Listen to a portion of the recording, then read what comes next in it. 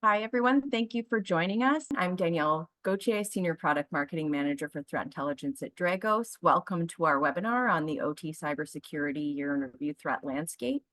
Today, we're going to be providing updates on what's changed since last year, looking at some of the top OT cybersecurity threats in 2023, with guidance on what to watch for in the coming year and what to do about it. We have a lot to cover today, and we're really pleased that you were able to join us. But before we get started, just to let everybody know, this session is being recorded, and the recording will be emailed to you after the session. Also, your microphones have been muted, but we still want to interact with you. So please use the Q&A chat feature to submit any questions you have, and we'll try to get to your questions as we go as well. Now, I'd like to introduce the speakers of today's session. We have two experts from the Dragos Intelligence team, Bryce Livingston, Senior Adversary Hunter, and Conor McLaren, Principal Adversary Hunter. And with that, we're going to get started. So Bryce, can you kick it off? Absolutely, Danielle. Thank you. So we're going to be talking about the state of cybersecurity for ICS/OT in 2023. But before we do delve into the specifics, I just want to take a moment to orient us in time and space. So what we're looking at here on the screen is how we at Dragos perceive the evolution of the state of cybersecurity for ICS/OT generically over the past 30 or so years. And we've divided this into 4 time periods here, which I believe is meaningful. But I want to take a step back and maybe suggest that from the 1998 to the 2020 time period, we're really looking at one kind of consistent trend. And that trend is really sophisticated, well-resourced, likely state-backed adversaries developing specific ICS/OT offensive capabilities to be used against organizations in really specific contexts, often for limited objectives, ostensibly related to geopolitical events or shifts or objectives. And from, really starting with 2009 with Stuxnet, which we have to mention at least once in this presentation, we really see these types of adversaries proliferating. So the number of the adversaries targeting ICS/OT is increasing. But we also see these adversaries becoming more bold and becoming more sophisticated in how they target OT specifically. And of course, during this time period, we see red lines being crossed. In 2015 and 2016, there's the first instances of cyber physical attacks leading to disruptions in electric power operations. Of course, in 2017, the first known cyber physical attack that could have resulted in loss of human life or injury at a petrochemical facility in Saudi Arabia associated with Trisis. So that trend is really kind of one trend that we're looking at in that time period. But beginning in 2021, we have here that the threat landscape shifts. And what we mean by that is that the threat landscape has really proliferated, and the types of adversaries and the types of threats that are relevant for ICS/OT are increasing in different directions. Of course, in 2021, with the Colonial Pipeline incident, ransomware really enters into the conversation for OT in a way that it wasn't relevant before. With Russia's invasion of Ukraine in 2022, hacktivism and geopolitically motivated activity targeting critical infrastructure and OT really enters into the conversation in a way that it hadn't been relevant before. And it's not that the trend that I was talking about just a few moments ago stopped, slowed down, or changed at all. In fact, it really continued. In 2022, for example, we reported on Pipedream, one of the most relevant and sophisticated pieces of ICS/OT targeting malware that we've analyzed to date. In 2023, of course, we reported on VOLTZITE, which we will get into in some specifics. But really, the threat landscape has proliferated in multiple different directions in a way that is relevant for defenders of industrial organizations. And we're going to talk about all of that in some depth today. But before we do, I just want to briefly preview what we track at Dragos in terms of threat groups. So we track 21 threat groups here at Dragos. And for us to track or designate a threat group, it needs to have demonstrated an ICS/OT specific capability, offensive capability. Pipedream is a great example of that. Indestroyer 2, Crash Override are examples of this. Or the threat group needs to demonstrate a pattern of targeting indicative of the fact that they are going after organizations because they are industrial or because they have OT in some respect. And we're looking at 21 threat groups here. Really, the takeaway from this slide is it's roughly 2 to 4 per year that we're identifying at this pace. Now, there's a caveat there that on this slide for these particular threat groups that we've identified, it doesn't necessarily indicate that that's when the activity began, but roughly speaking, as we investigate these types of threats, we're identifying two to four per year.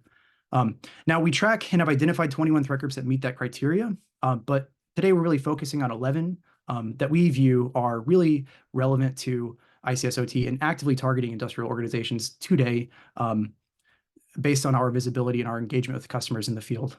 So we're going to talk about these threat groups, really focusing on the new threat groups that emerged in 2023, GANANITE, VOLTZITE, and LAURIONITE we see on the far right. But before we do, I want to turn it over to my colleague, Conor McLaren, who's going to talk about the evolution of the threat landscape that we've seen in 2023, a little bit of what I alluded to just briefly a couple of moments ago, the new adversaries that we're seeing and some of the new trends that we're seeing. So please, Conor. Thanks, Bryce. Hey, everyone. So once again, I'm Conor McLaren, and I'm a principal adversary hunter here at Dragos Intel. So I want to step through some of the key threat landscape insights from 2023, and starting especially with the conflict-driven threat landscape. So throughout 2023, Dragos Intel observed that continued global conflicts fueled ultimately an increase in overall level of cyber activity. And this did include activity associated with both Dragos groups, as Bryce mentioned earlier, but in addition to extensive ransomware and hacktivist operations globally. The concerning thing is traditional kinetic warfare now increasingly intersects with cyber-focused capabilities, the combination of which, of course, can have devastating consequences. Effectively, what we've seen is sophisticated cyber adversaries with a range of capabilities using the Ukraine-Russia war and the Israel-Hamas wars to conduct targeted operations against numerous critical infrastructure organizations. But unfortunately, it doesn't stop there, because less sophisticated hacktivists have also taken advantage of these same conflicts to cause panic and even negatively impact public perception, especially in relation to the resilience of the underlying critical infrastructure. But I'll cover a bit more about that later. But drilling down further to this conflict-driven activity, the Ukraine-Russia conflict also drove the activity of more mature threat groups such as Electrum and Camasite, and which conducted targeted cyber operations against Ukrainian critical infrastructure. Electrum's offensive operations included the deployment of disruptive malware such as wipers, in addition to a tailored spearphishing campaign, in each case targeting Ukrainian critical infrastructure.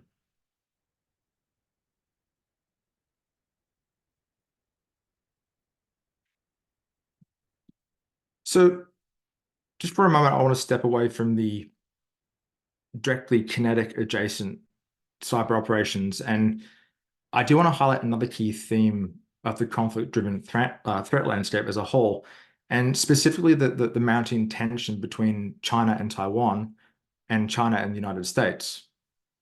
Now, according to multiple sources, this political dynamic contributed to an increase in targeted espionage-based attacks against multiple industrial organizations, and these are both in Asia-Pacific region, but also the United States. As part of this activity, one particular threat group really stands out, and that is VOLTZITE. VOLTZITE has targeted numerous critical infrastructure entities in APAC, the United States, and other countries since at least 2021. And concerningly, this does include continued interest in electric and telecommunications sectors in the United States. So most of the indications so far are that VOLTZITE is leveraging these harder to detect techniques such as living off the land. But I'm not going to delve too much into the TDPs here because Bryce has a couple of really good slides on this coming up soon. So please make sure you stick around to check them out. But one point I do want to highlight here, and that's really in relation to the previous slide and this one now, of course, and specifically the Electrum activity. And that is that conflict-associated cyber activity can be incredibly diverse. And the various tactics employed are often driven by the objectives and the intent of the associated adversary. So if we take the Electrum example, the associated impact there was somewhat obvious and overt. It caused direct disruption. But looking at VOLTZITE, the campaigns and the associated TDPs are more discreet, with less of an immediate or overt impact on the victim organizations. So what does this mean? I suppose I have to preface this whole conversation by saying that we can't speak to the intent of VOLTZITE. But we can say that this activity presents numerous risks for industrial organizations globally. Because on one hand, on the longer term basis, the information gathered from a victim's IT network could theoretically be leveraged to enable a later attack against either that IT environment or the OT network. And while we haven't observed any capabilities or actions designed to directly disrupt or degrade or destroy any ICS or OT assets, hypothetically, IC access could later be used to move laterally into OT environments to achieve those associated actions on objectives.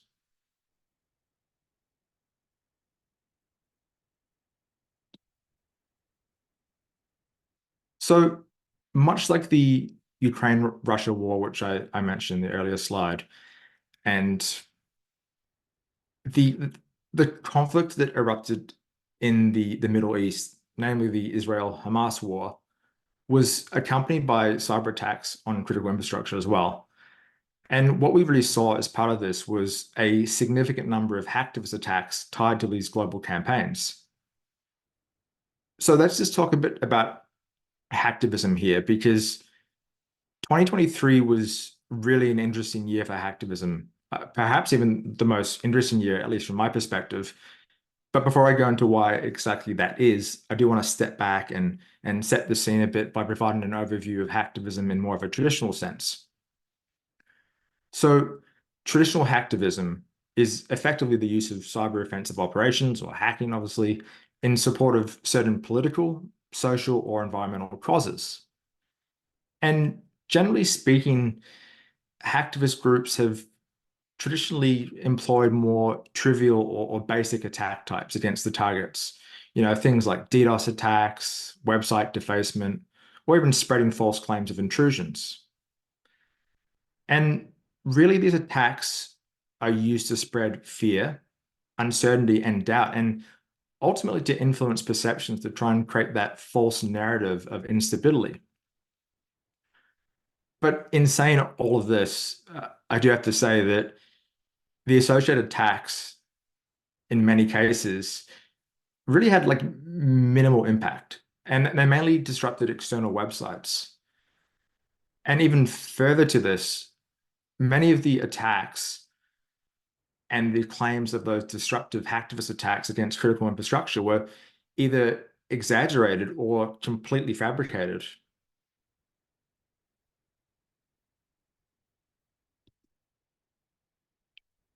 And if you recall from that previous slide, I mentioned that hacktivists perform their actions in support of a certain cause. And as a result, it's no surprise that we see an increase in this hacktivist activity, particularly politically motivated, during periods of heightened global conflict. And that's exactly what we saw throughout 2023. So throughout 2023, we ultimately observed hacktivists and other unsophisticated and opportunistic threat groups conducting widespread DDoS attacks against various industrial organizations and critical infrastructure entities. In many cases, these hacktivist groups were outspoken in supporting nations involved in the associated conflicts. For example, pro-Russia groups like Cyber Army of Russia Reborn, who attacked a range of industrial organizations in Europe in May 2023. And then, of course, there was the pro-Hamas hacktivist groups such as Cyber Avengers and Team Insane Pakistan. And they made claims of disruptive attacks against a range of Israeli critical infrastructure, including railways and even electric grids. But then some hacktivist groups appeared to support multiple sides of different conflicts. For example, the pro-Russia Anonymous Sudan, who was first observed attacking the United States and other NATO-aligned entities, then later went on to claim to be targeting Israeli industrial control systems in support of Hamas. But amongst all of this, one hacktivist campaign really stood out from the rest.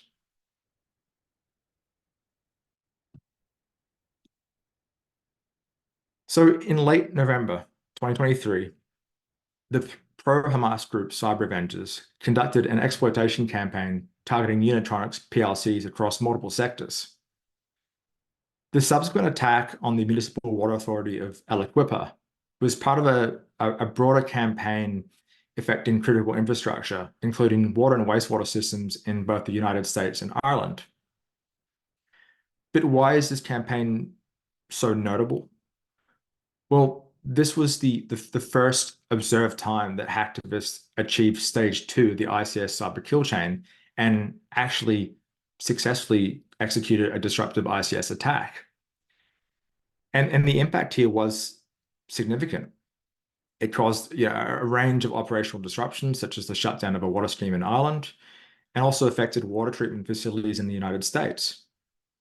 But what is really concerning here is the fact that the attackers used somewhat unsophisticated means, specifically default credentials and brute forcing to gain initial access, and then likely abused native functionality to achieve the intended effect.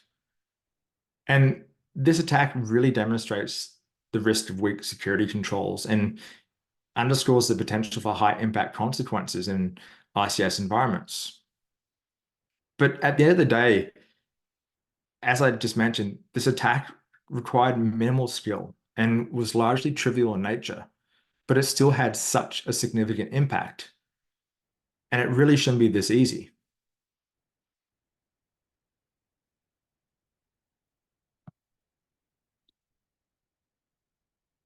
So I now want to speak about another observed trend from the front lines of Dragos Intel, and that is the continued adoption of living off the land tactics by quite a range of adversaries, including Dragos threat groups such as VOLTZITE and Electrum, which Bryce has some great slides on coming up soon. But in addition to these Dragos designated groups, we also observed a range of other adversaries utilizing these same tactics as well, and especially ransomware operators. So just as a quick refresher, when I say living off the land, I'm referring to the use of typically pre-existing and legitimate or native capabilities, tools, and protocols that are present on the victim host or network for malicious purposes.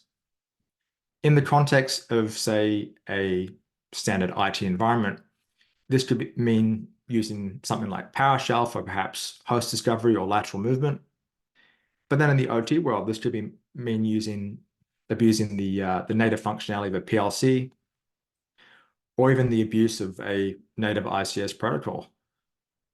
So why do we continue to see these types of attacks?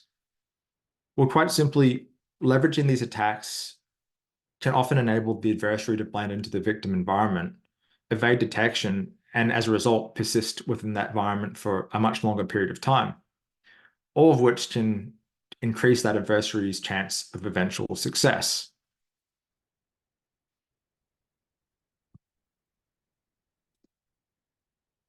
So what are some of these living off the land techniques commonly observed by our team?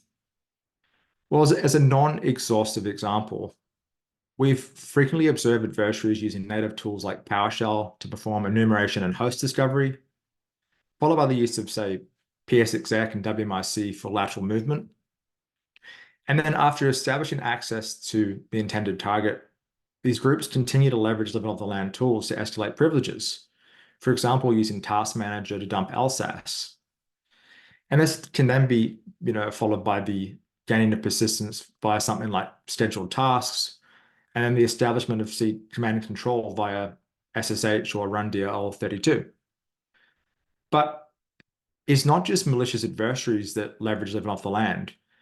In fact, in 2023, Dragos utilized these same living off the land techniques as part of 63% of penetration testing engagements. And this was across both stage 1 and stage 2 of the ICS cyber kill chain. So as shown on the screen, lateral tool transfer, OS credential dumping, and security account manager were the most common techniques successfully leveraged within these penetration testing engagements. But the prevalence of these techniques and their high degree of success, both across the malicious operations, but also penetration testing engagements, ultimately mandates a heightened awareness of these techniques across industrial organizations globally.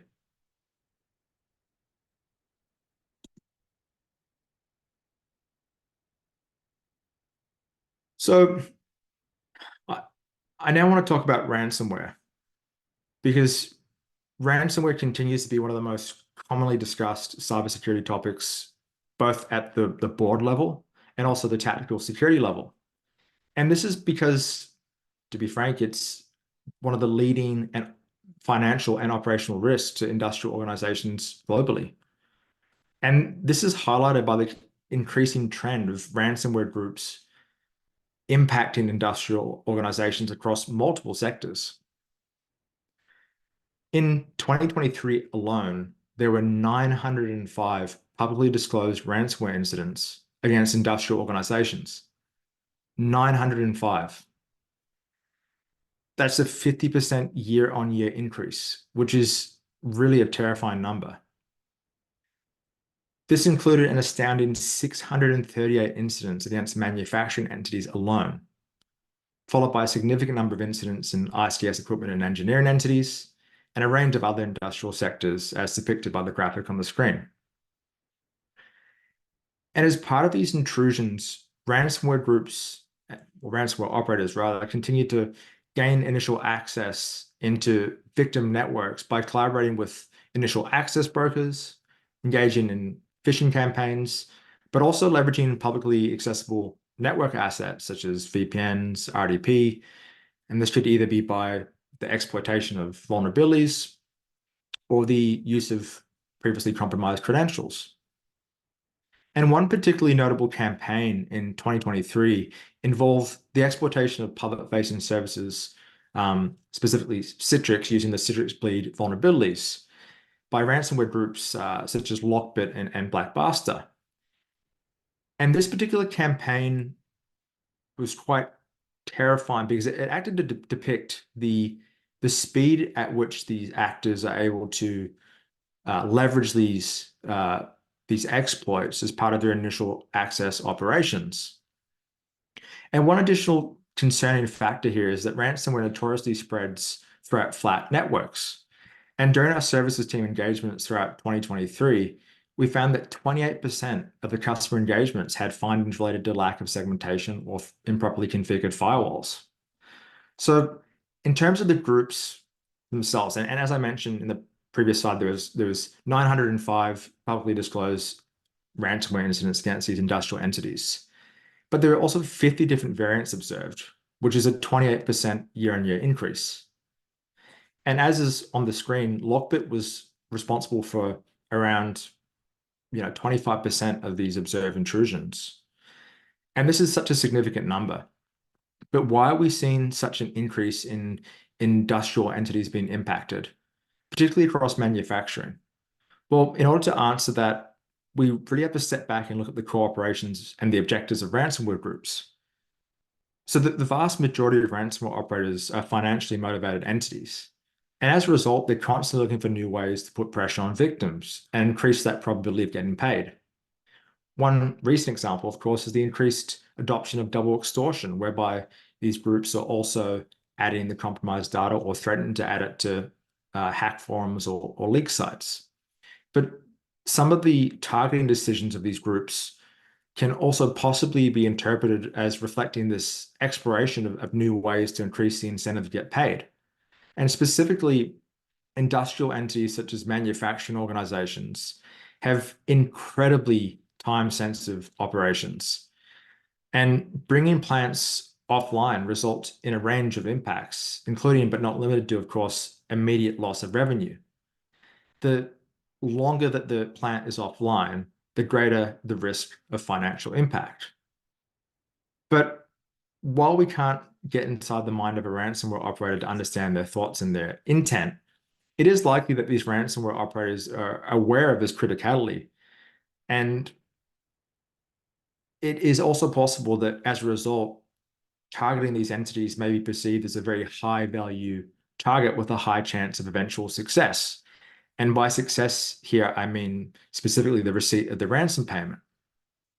But just continuing on to those the risks and the impacts that I've alluded to in the previous slides, I do want to spend a bit of time on this slide on the screen because I think it's really important to talk about the different temporal scope of some of the impacts that can occur associated with ransomware intrusions in industrial contexts. So starting with the most overt and immediate direct impacts, we of course have preventative or precautionary shutdown of OT infrastructure.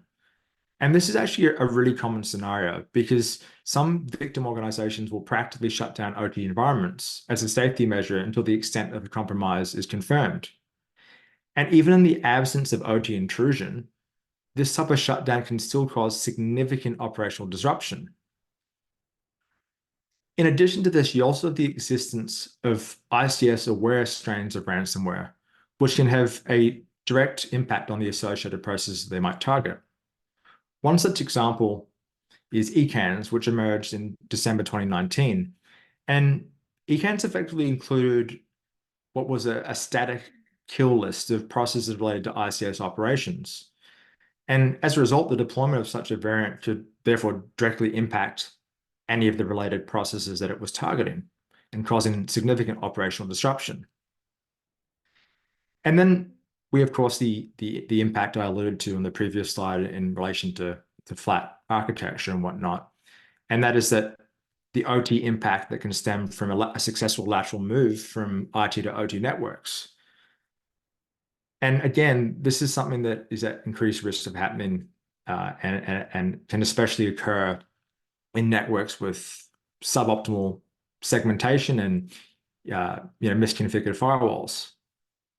And the impact stemming from such a scenario could be really disastrous, with that exact impact depending on elements such as the type of ransomware, the extent of deployment, the adversary's objectives, and the specifics of the operational environment.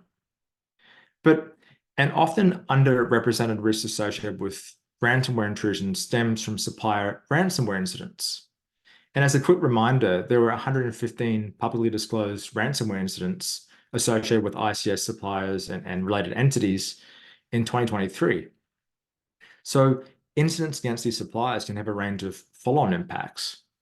Because on one hand, access obtained via a supplier ransomware incident could be used to conduct a supply chain attack against the associated customer base. Additionally, existing trusted connections and remote access into customer environments could also hypothetically be used to move laterally into those customer environments. But then on a longer term basis, when a supplier is compromised and if the compromised data is posted on a hack forum or a dedicated leak site, it may contain a range of confidential customer information and data, some of it which might be highly technical. And theoretically, a separate adversary could therefore obtain access to this customer data and then use it to enable a later attack against the associated customers. So while the direct and the immediate impacts associated with industrial ransomware incidents are quite well understood, I did really want to highlight some of these more longer and indirect impacts that could occur. And with that, I'll now hand back over to Bryce, who's got a few slides on the Dragos threat groups. Thank you, Conor. So as I alluded to in the beginning, we're going to focus our discussion today really on the new threat groups that we discovered in 2023. The first one we're going to talk about today is VOLTZITE. Now, VOLTZITE arguably is one of the bigger stories in cybersecurity generally, emerging from 2023. We first reported on VOLTZITE in early 2023 in the spring, right around the same time that the US government, Microsoft, and a few other entities in the space were sounding the alarms about similar activity that they were seeing. VOLTZITE overlaps, generically speaking, with activity that you'll see reported under the monikers of Volt Typhoon, Bronze Silhouette, Vanguard Panda, and UNC 3236. And at a very high level, VOLTZITE as an adversary uses primarily third-party compromised infrastructure to scan the external-facing network perimeters of organizations looking for misconfigurations or vulnerable devices that they can then exploit to gain access and then set themselves up for persistent long-term access and to then begin to exfiltrate sensitive operational data. Now, that's very easy to say, but VOLTZITE really stands out to us and made our eyebrows kind of raise early 2023 for two reasons primarily. One is their targeting profile, their victimology profile. We see here on the slide, electric power generation, transmission and distribution, emergency services, telecommunication, defense industrial bases, satellite services.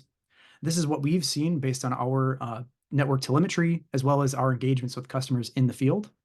And the concerning thing here is we see VOLTZITE targeting organizations of all sizes in these sectors, small organizations, medium-sized organizations, organizations with very large organizations with incredible strategic importance. Primarily, we see VOLTZITE targeting organizations in the United States, although we have seen VOLTZITE scanning and attempting to exploit organizations as far afield as Africa in the sectors listed here. And primarily, the focus from our visibility is really on organizations and infrastructure located in the Pacific or along the Pacific Rim, although not exclusively. We've seen compromises that occurred on the East Coast of the United States, for example.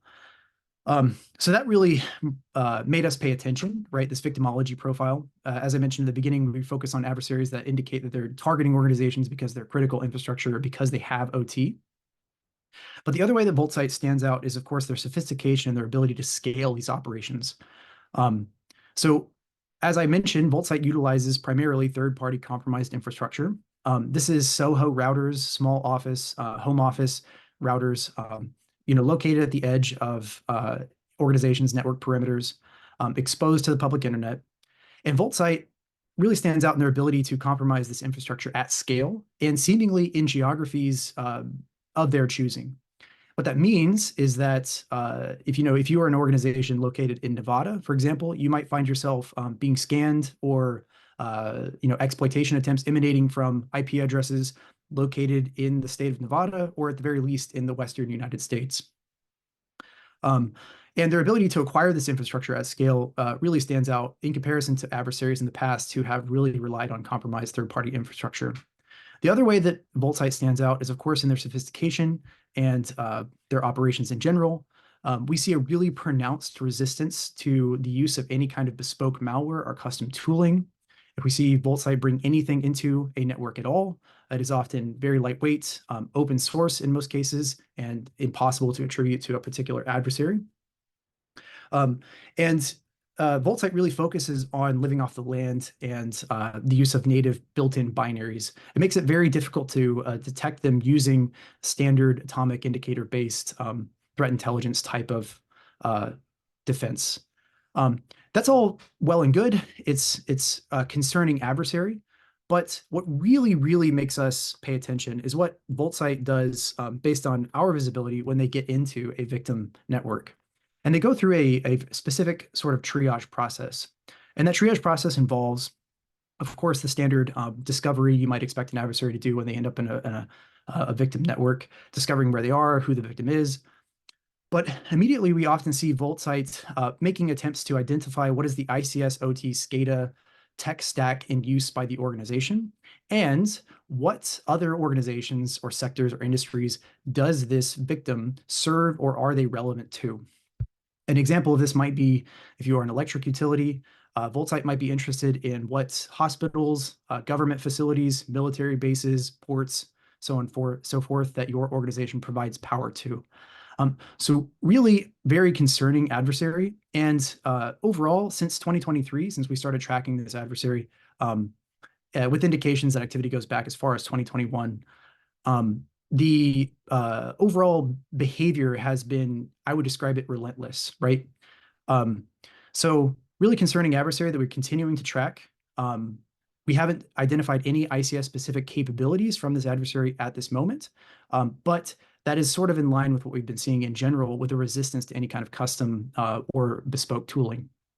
Now, that's all very concerning, but we do have a positive result or a positive outcome from 2023 that we do want to talk about just a little bit. It's relevant for how we kind of conceive of VOLTZITE. In 2023, we were brought in to assist an organization that at the time may or may not have been compromised by VOLTZITE. We were brought in to help assist identify and confirm the compromise, and then to provide any assistance to the organization. This was a small or medium-sized electric utility in the United States. By the time that we were brought in to assist the organization, it turned out, of course, we confirmed that VOLTZITE was in the network, but it turned out that VOLTZITE had actually been present in the organization's network for quite some time, well over 100 days by the point that we were brought in. And the organization honestly deserves a lot of credit for having held off VOLTZITE for as long as they did, because based on what we saw, VOLTZITE had been making every attempt possible, kind of knocking on every door, checking every lock to attempt to pivot into the organization's electric power operations network, the actual OT. And they hadn't been successful in doing that yet. So we managed to deploy our technology into the organization's network, and then bring in the expertise of our industrial hunters, our OT watch team, to help confirm and work with the organization collaboratively to eventually evict VOLTZITE from the network. And that's not the important takeaway here. The important takeaway here is that given the presence of an adversary, the sophistication level that VOLTZITE is targeting so many organizations from the biggest to the smallest across multiple critical infrastructure sectors, we really want to emphasize that collective defense is critical here. And so what this incident allowed us to do was actually take the observations from that compromise and roll them into our collective defense platform, which is Neighborhood Keeper, as well as to build those insights into our intelligence and worldview products. And the hope here is that one organization in this critical infrastructure sector had a really bad day, or a series of bad days, to be honest with you. But we were hopefully able to take some of those insights and to roll them into a collective defense platform. And given the way that VOLTZITE has changed the nature of the threat landscape for these small to medium-sized organizations, we really think that's critical for combating this adversary. But of course, VOLTZITE is not the only adversary that we designated or discovered in 2023 that we assess as targeting OT. Another one of these adversaries is GANANITE. So GANANITE overlaps publicly with what is tracked as Eurotrooper, Tom Iris, and Surgeon Fisher. We first reported on GANANITE in January of 2023 and continued to observe activity for this adversary throughout the year. We have indications of this group's activity going back to as early as 2020, possibly all the way back to 2021. GANANITE focuses really primarily on Commonwealth of Independent States countries. So these are countries, I believe all of them are former Soviet Union countries located geographically close to Russia. We've also identified GANANITE targeting organizations in Turkey and in Central Asia. Now, GANANITE has a really pronounced focus on initial access and data exfiltration. They utilize a really flexible approach to their operations and their selection of capabilities, which contrasts with their really rigid and specific targeting of organizations, which really brought them to our attention. Now, that flexibility lies in the fact that they utilize a variety of methods to gain initial access, including credential compromise through masqueraded web portals, external network device exploitation, and spear phishing, resulting, of course, in tool deployment. And the tools that we see GANANITE employing are a variety of commodity malware, paid for criminal malware, as well as some more specific capabilities that other vendors have attributed to state-sponsored groups such as Turla. In this case, I'm thinking of JL-LORAT. And additionally, GANANITE utilizes public proofs of concept code to exploit publicly exposed devices to gain access. Now, that's a really flexible kind of approach to gaining access to organizations, which contrasts with GANANITE's really rigid, sort of consistent, almost scheduled process they go to target organizations. We see the adversary being really selective and conducting in-depth reconnaissance of organizations utilizing Shodan and FOFA. And once a target organization is selected, we see the adversary going through the process of using energy-themed lures, targeting key personnel and ICS, ICS management personnel. And so this overall profile to us indicates the possibility that GANANITE provides access to more skilled ICS operators. This is a pattern that we see sort of consistently with adversaries that we track. But overall, we see GANANITE really focusing heavily on oil and gas, rail organizations, transportation, and logistics in these Commonwealth of Independent States, really organizations that are important to the civil infrastructure of these countries. So this is one adversary that we continue to observe their activity through 2023 and note and assess their evolution. But another adversary that we identified in 2023 is LAURIONITE. And LAURIONITE is interesting because in some respects they display a sort of inverse behavioral profile to GANANITE, in that they are rather targeted in their selection of capabilities and their exploitation of certain devices, which I'm going to talk about in a second, but they're a little bit more opportunistic in their targeting rationale. So we first observed LAURIONITE activity as early as March 2023 in a wide-ranging exploitation campaign exploiting Oracle e-Business Suite iSupplier web services and assets using two CVEs, CVE 2022-21589 and CVE 2022-21587.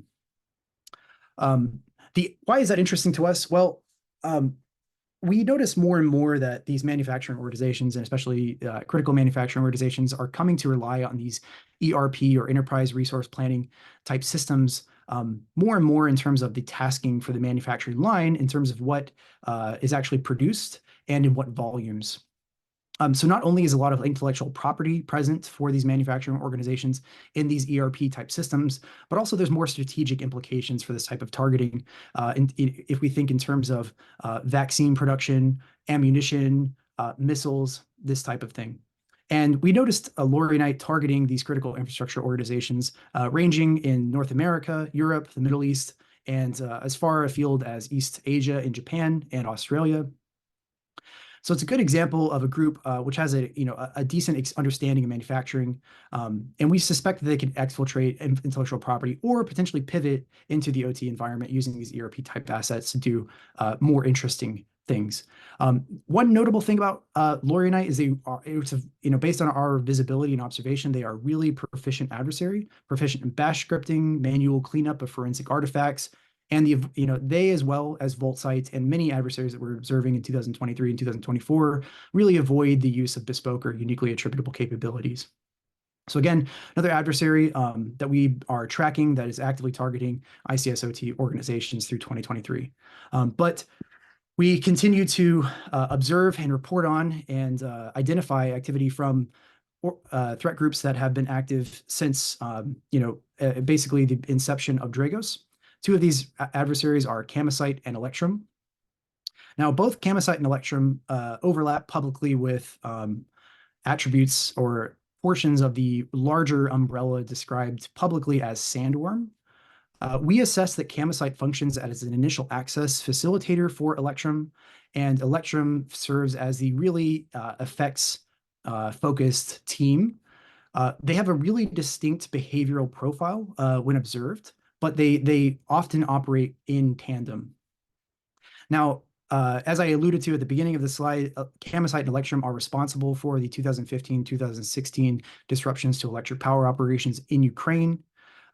And the notable observations we made in 2023 really mirror the observations we made in 2022, which is that Camosite and Electrum, at least for the time being, remain focused really heavily on Ukrainian entities. We've noticed, for example, the continual deployment of destructive wiper capabilities from Electrum targeting Ukrainian entities.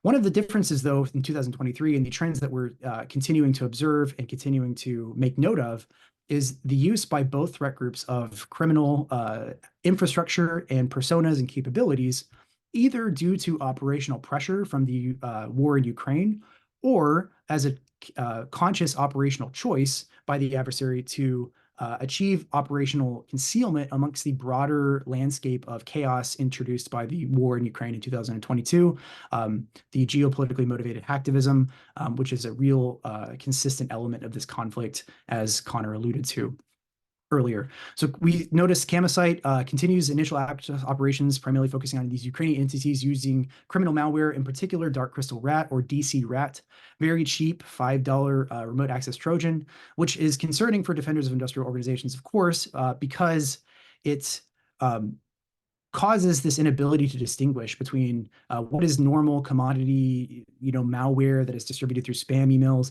and what it might be, in all actuality, an ICS kill chain stage 2 threat group inside of your network. The same is true for Electrum. In January of 2023, Electrum used a hacktivist persona for operational concealment, SolNetSpic, to facilitate the destructive attack on a Ukrainian telecom, Kyivstar, in January of 2023. So these threat groups continue to be really highly active, focusing on Ukrainian entities. But the thing we want to mention here, of course, is that we assess that these threat groups' long-term trends are going to be influenced by outcomes, political and military outcomes in the Ukrainian conflict.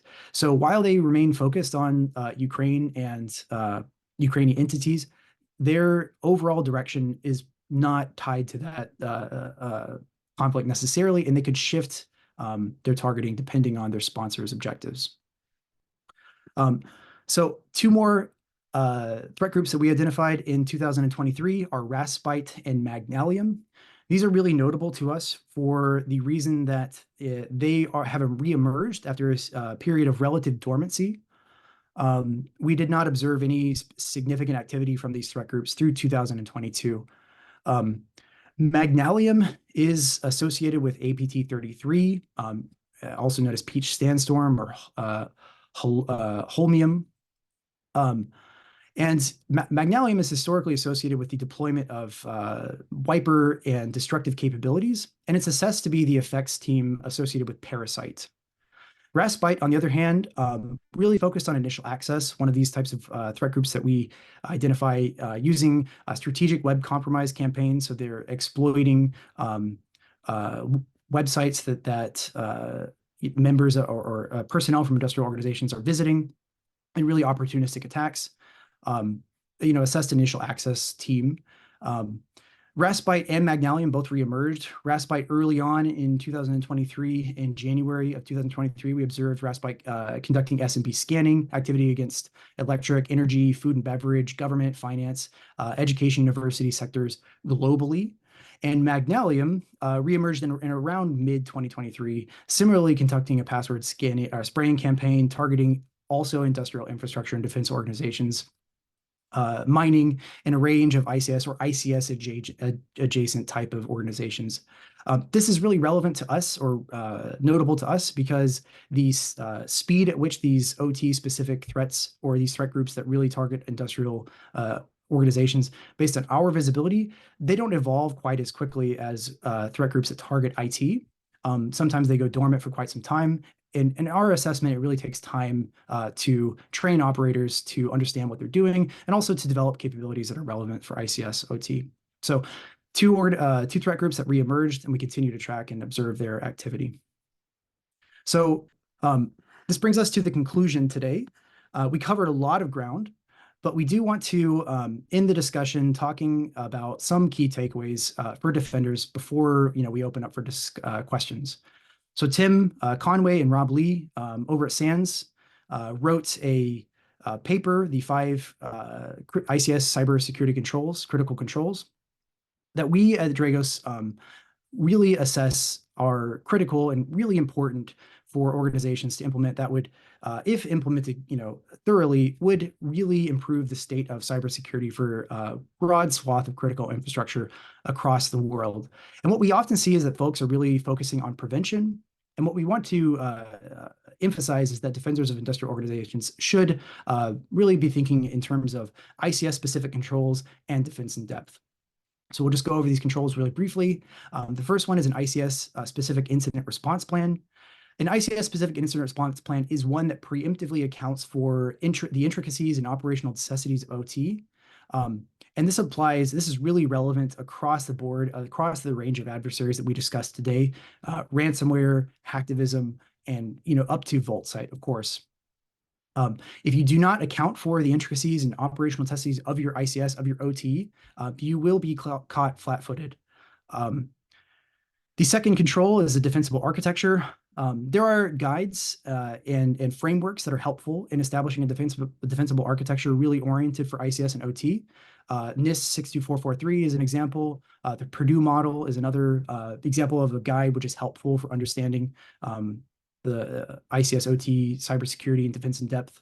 But what we really want to emphasize here is that you should focus on tailoring your defense plan to your organization, to your organizational needs. And this goes back to the first point, an ICS-specific incident response plan. The third point here, ICS network monitoring and visibility. In my view, this one's quite plain. You can't defend what you can't see or what you don't know exists.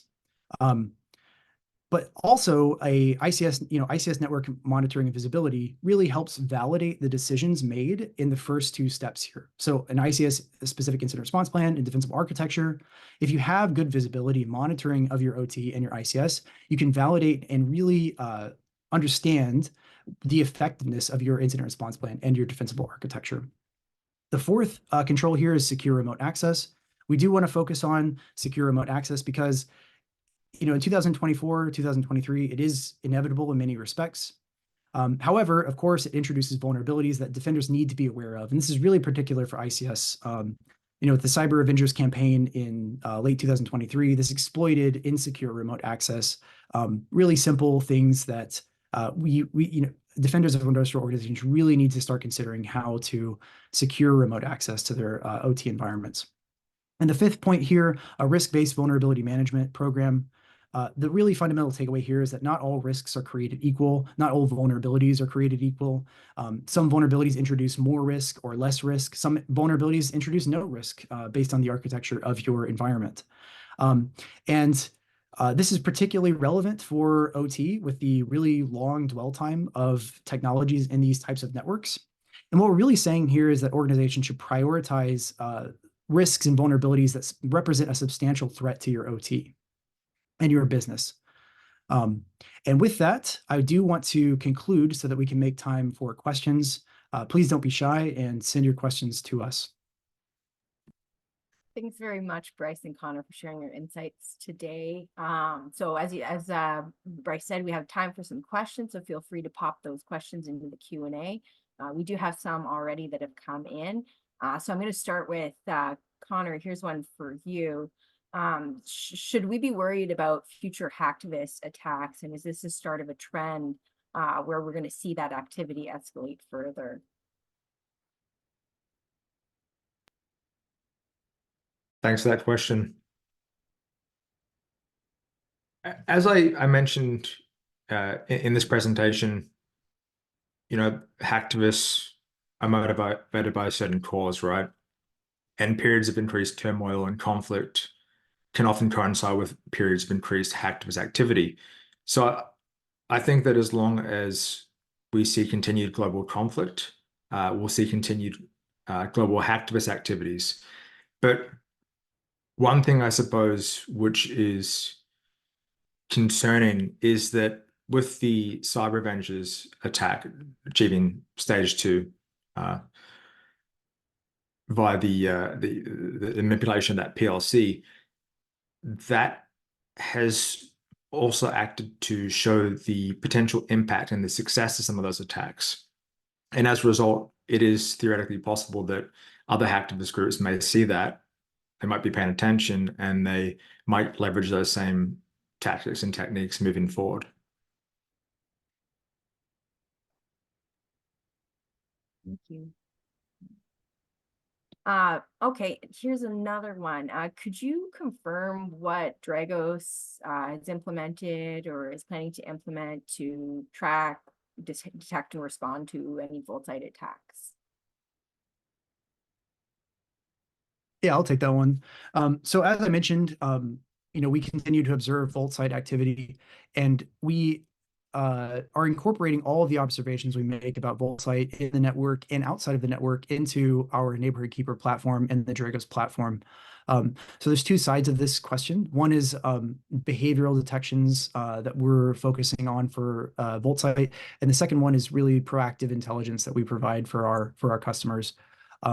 So for the host space and detections, we continue to engage with customers to take insights away from active VOLTZITE compromises that we have identified, and then write specific detections to the best that we can. And of course, there's challenges here because of VOLTZITE's reliance on living off the land technologies. But there are some detection opportunities. So we continue to attempt to incorporate that into our platform. The second thing that we do is we are actively tracking VOLTZITE's activities as they acquire infrastructure, as they rotate through infrastructure. And I don't have time, of course, to talk about our methods for how we do that, but we attempt to stay proactively ahead of the adversaries' operations. We've had some success It's a cat and mouse game in some respects, but we do continue to put that insight into our platform that allows organizations really to scope and understand the level of threat that VOLTZITE poses to their organizations. I hope that answers that question. Thanks, Bryce. Okay, here we got another one for Conor. How is it that manufacturing is persistently leading the board on ransomware impacted sectors? Is this specific to your customer portfolio distribution, the actual industrial distribution, or persistent vulnerability within the sector?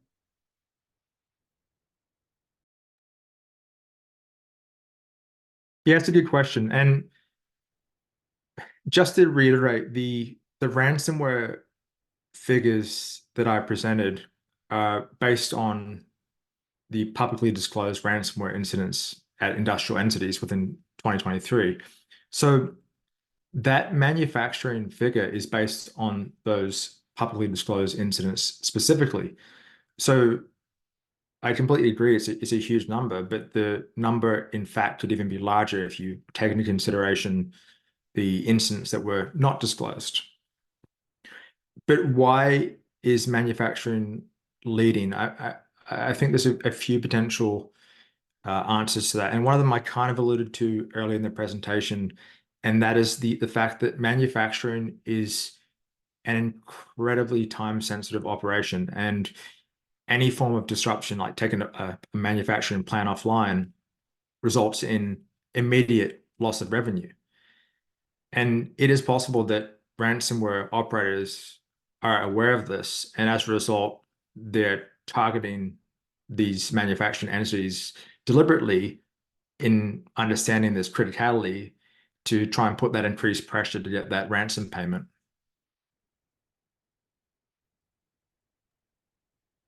Thanks, Conor. Okay, I think we have a couple that are a little bit related, and I think Bryce, probably you can handle these. Is it fair that every year either a new threat group comes up or a new name is coined for the same group? And just further to that, who names the threat groups? Does every OEM have their own version of the group name? Yeah, so the simple answer is no. There is not a new name coined for the same group. This gets into a rather complicated discussion around visibility, around collection requirements. Every entity which attempts to make sense of malicious cyber activity on the internet at large or in host networks is going to butt up against the problem of strategic ambiguity and ambiguity in general. And so we at Dragos, we use a behavior-based attribution methodology, the Diamond model, which assists us in building out and understanding these threat groups based on a few key criteria: their infrastructure, their victimology, the adversary indicators themselves, and of course their capabilities.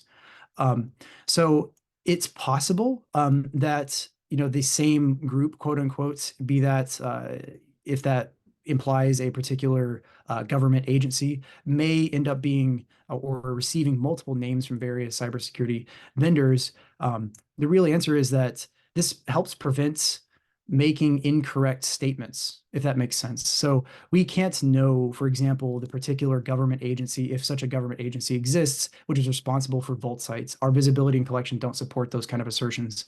What we can talk about, though, is the behaviors that we observe over time, the victimology, the capabilities, those types of things. So there's not a very simple answer to your question, but the truthful answer is that every organization, every vendor is going to use a different process for this analytical process, which is why you see this proliferation of names. It's also why, oftentimes we talk about these types of adversaries, we mention their overlaps, their technical overlaps.